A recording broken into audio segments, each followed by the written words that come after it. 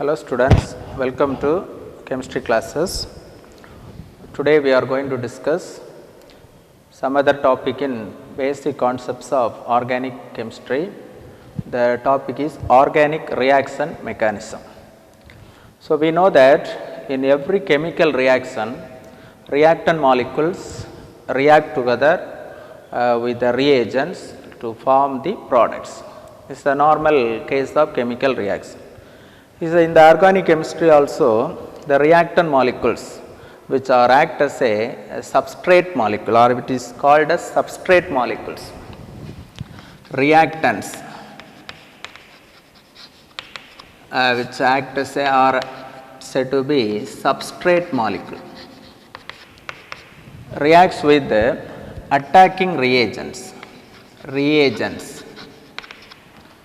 First step to form the intermediate compound, intermediates.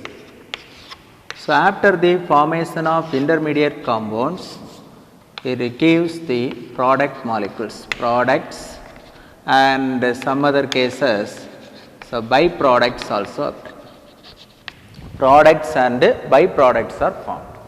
So the reactant molecules or the substrate molecule react with the attacking reagents. For example, A is the reactant molecules, reacts with B as the reagent. The reagent may be liquid or the solid. The reactants also liquid or solid. In some other cases, it may be gaseous reactant also possible, liquid or solid or gas.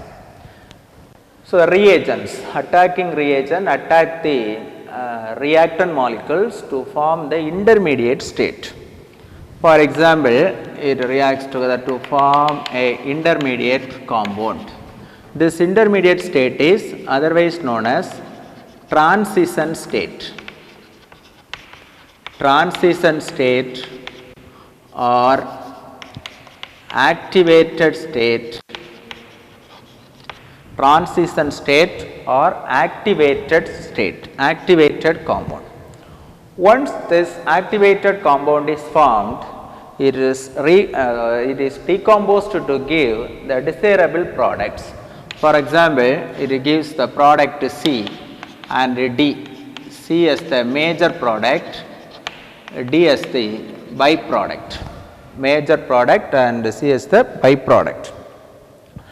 In which way the reaction can be takes place? How many steps involving the chemical reaction? So each and every step, what is the rate of the reaction, or it follows which kinetics? All the things are explained on the basis of a concept called reaction mechanism. So what is organic reaction mechanism? A sequential account of each step. Sequential account of each step. Some reaction can be takes place in single step. Some reaction can be takes place in more than 2 steps. So each and every step, sequential account of each step, describing the details of the electron movement, how electrons are moved, how electron transfer from the reactant to the reagent or the reagent to the reactants. Energetic during the bond cleavage. For example, A2 plus B2 gives products. A2, A single bond A, B2, B single bond B, A single bond A plus B single bond B. Here the bond cleavage takes place. Bond cleavage takes breaking and making of bonds. Breaking of bonds in the reactant side leads to the product form. AB is a new product. Here bond formation takes place. Here bond breakage takes place. Bond cleavage and bond formation and the rate of transformation of reactants to product. Rate of transformation in which rate the reaction is proceeds. What is the actual rate of the chemical reaction? It can, or the kinetics of the chemical reaction. All the things are referred to as reaction mechanism. Reaction mechanism. So this is one important part in the organic chemistry. How to the organic reaction takes place. How the organic reaction takes place? Reactant molecules reacts with the reagents, attacking reagents to form the intermediate. After forming the intermediate decomposed to give the desirable products, and some cases byproducts also formed. So what is reaction mechanism? The sequential account of each step describing the details of electron movement, energetics during the bond cleavage and bond formation, and rate of transformation. The rate of transformation is rate of the reaction. Reactants into products is referred to as reaction mechanism. Now another one topic for the same kind of the reaction is fission of bond. Fission of bond. Fission of covalent bond. So we know that organic compounds are non-polar in nature. The non-polar compounds are held together by the mutual sharing of electrons between two atoms of concerned molecule. The mutual sharing of electron between two atoms of the concerned molecule, that bond is called covalent bond. The fission of bond fission or bond breaking can be classified into two types. One is heterolytic cleavage of bond. Heterolytic cleavage of bond or heterolytic fission of bond or heterolysis. How this heterolytic fission of bond takes place? Let us consider AB is an organic molecule which is held together by single covalent bond. A is a less electronegative atom,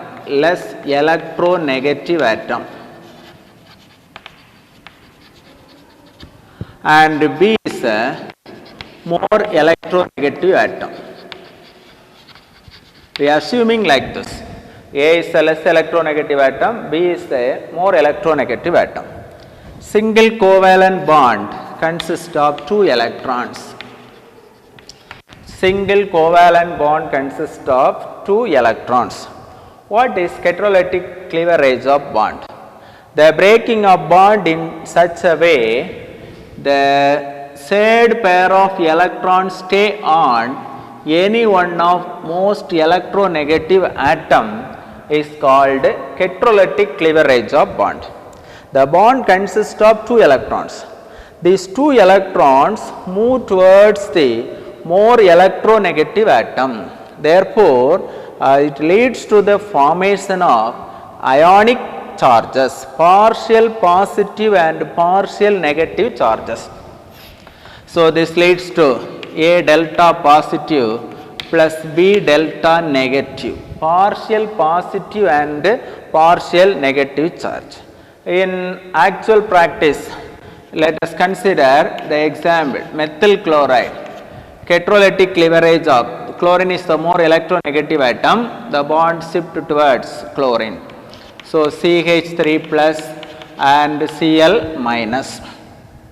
The positively charged species is called cation and this is anion. The carbon carrying the positive charge is called carbocation or carbonium ion. Carbocation or the carbonium ion. So during the cleavage of heterolytic bond or fission of heterolytic bond leads to positively charged species and the negatively charged species. If carbon atom carrying the positive charge, it is said to be carbocation or carbonium ion. And also the stability of this carbonium ions. We must know the stability of the carbonium ions. For example, tertiary butyl chloride on fission, the bond shift towards this carbon. So, it gives CH3 3 times plus and Cl minus, tertiary carbonium ion. Secondary carbonium ion, CH3 Cl. This bond shift towards here, CH3 twice CH plus Cl minus, secondary carbonium ion. And primary carbonium ion, CH2Cl. This bond shift towards the chlorine, CH3, CH2 positive charge and Cl minus. Finally, this is methyl carbonium ion and Cl minus. So, comparing the stability, this is methyl carbonium ion. Tertiary butyl carbonium ion is more stable than the secondary carbonium ion, than the primary carbonium ion, finally the methyl carbonium ion. Tertiary butyl carbonium ion, why this compound is more stable? This bond is very weak, therefore it easily move towards the more electronegative atom, and attacking reagent easily attack this tertiary butyl carbonium ion in either side, because it is a planar molecule. This carbonium and tertiary butyl carbonium ion and the methyl butyl carbonium ion is a planar molecule. The attacking reagent can attack any one of the side, that is front side attack or the back side attack may be possible. So, the product formation or the desirable product is easily formed. So, this is the stability of this compound. So, you must know the catalytic cleavage of bond. So, the bond containing pair of electron move towards the more electronegative atom.